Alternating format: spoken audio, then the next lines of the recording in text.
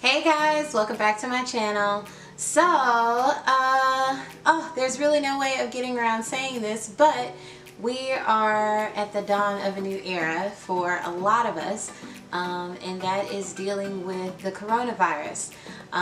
So I'm not going to get into all the science and all the things that are going on surrounding it, because we are all facing our own struggles every day and what's going on. But this video is really, I just want to talk about a few things that you guys could do, some things that we're doing as a family to just kind of keep peace in our home, keep some sense of normalcy. So this definitely is going to be a top 5 video, top 5 things to do if you guys want to make it go viral and give it like top 5 trending. That would be dope. Just saying. But I know this is a time where everybody's kind of touching base on a lot of those things. So I just wanted to talk to you guys about a couple of the things that we're doing that I think will make all of this a little bit easier. And so here we go. Number 1, set a schedule.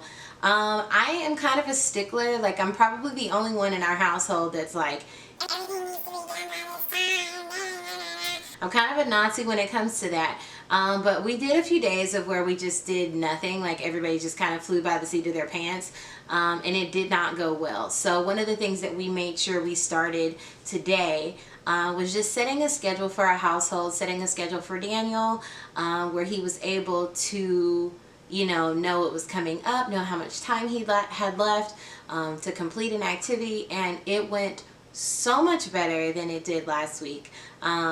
Up until last Thursday, he was actually going to my job with me. I work in childcare, and so they have a schedule there, but it's a little bit more STEAM-based. It's a lot more STEAM-based, and because it's STEAM-based, they actually get a lot more choices where they're able to be like, oh, I don't want to do this today, but I'll do this today. And for our son in particular, that can be a little bit overwhelming to the point where he'll just be like, he doesn't know what he wants to do, so he just won't do anything. So one of the things that I feel like worked really, really well for us was just setting a schedule. Of course, we allotted time for getting his schoolwork done. We allotted time for outdoor time. We allotted time for creativity time, and that part was really a lot of fun.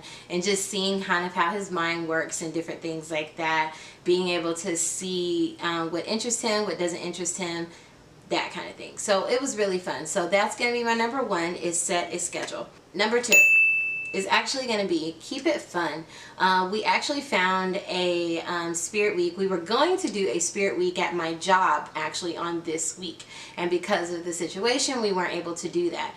So we found a different spirit week to do at home with Daniel, and it was so much fun. I'm going to insert the picture here. But it was so fun. He even made sure at around like 4 o'clock today, he was like, so what am I dressing up as tomorrow?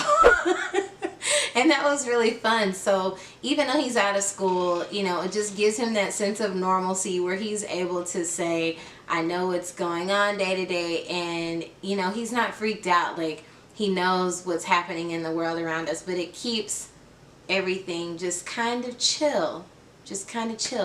So yeah, that number 2 is definitely going to be in there. Have a sense of fun, board games, phone calls to relatives, finding a show that you guys can watch together, that kind of thing, and not centering it all around electronics and devices. Just being able to have that one-on-one time is super, super important.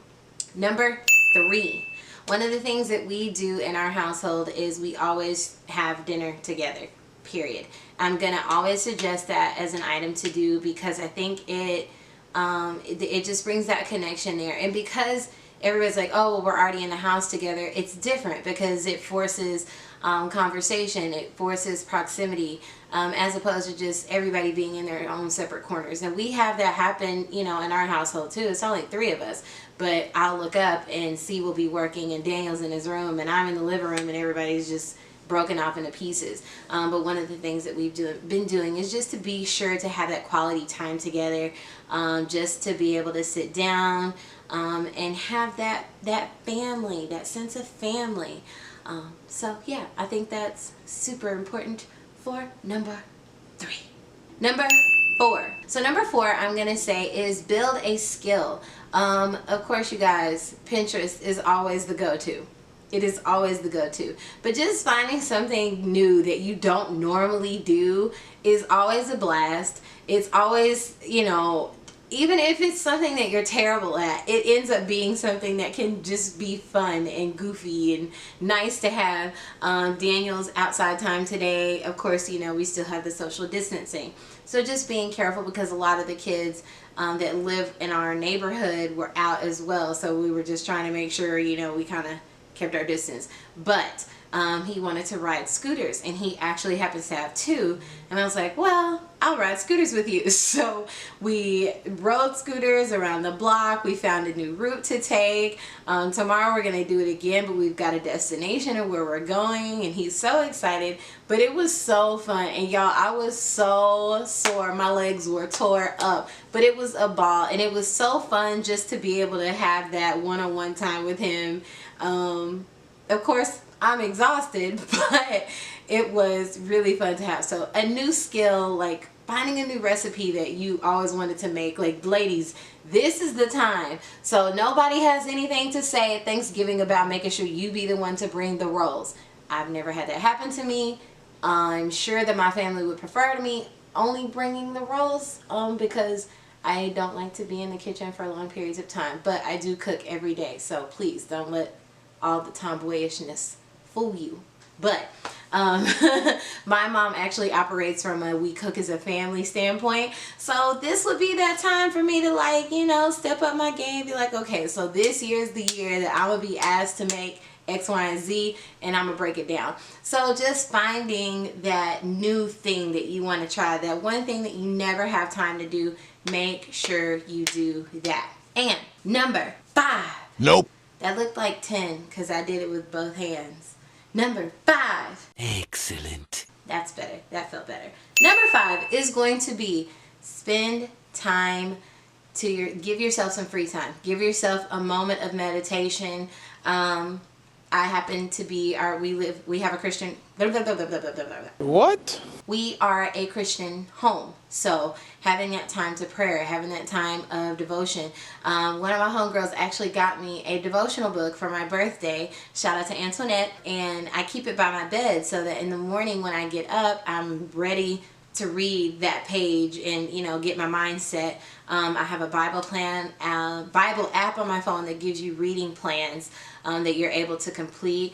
Shout out to my sister Brianna. She is actually she has her own I don't know what you would call it, outreach program, and it's called Pretty Proverbs, and she actually does like those type of things where you're able to read along with their devotionals, where you can read their they've got plans and stuff that you can go on there. It's really cool. I'll put the website in there and you can check it out.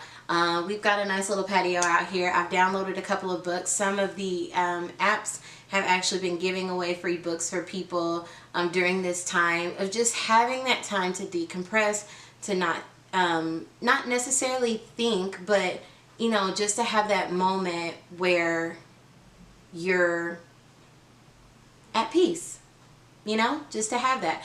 So just making sure you find those little moments, find those quiet spaces.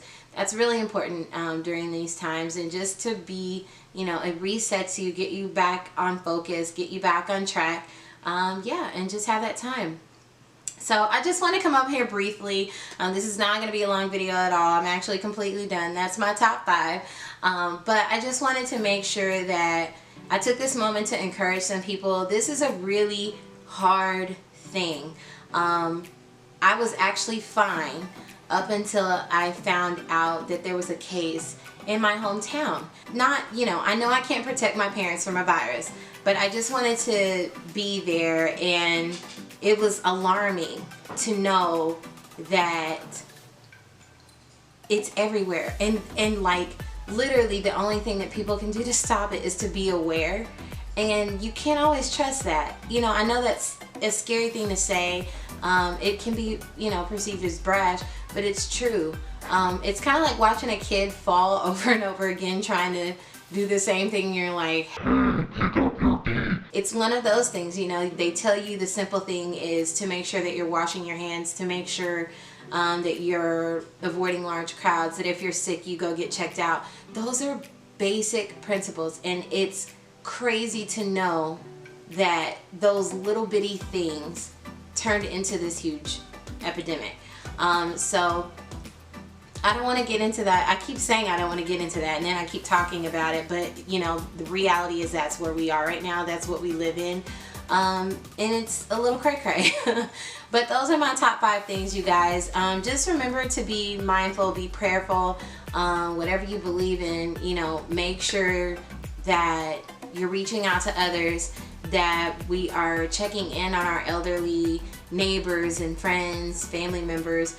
Just be there. Just be there.